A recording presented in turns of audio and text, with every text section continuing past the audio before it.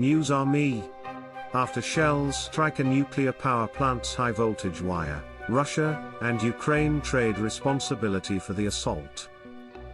After shells strike a nuclear power plant's high-voltage wire, Russia and Ukraine trade responsibility for the assault. Although no radioactive leak was found, when a shell struck a high-voltage power line at the Zaporizhzhia facility, workers were forced to shut down a reactor as a precaution. Russian military took over the factory in March, but Ukrainian technicians are still running it. An open, blatant crime and an act of terror have been described by Ukrainian President Volodymyr Zelenskyy, who has called for more restrictions on Russia's nuclear sector. He claimed this in a late-night speech: "A security concern is all that is at stake here. It's reasonable to say that those who put other countries at risk of nuclear war aren't qualified to handle nuclear weapons securely."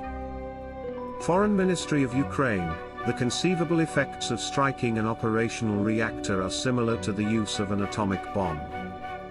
Meanwhile, Russia's defense ministry blamed Ukraine's military forces and stated it was only by a stroke of fate that a radioactive leak was not experienced.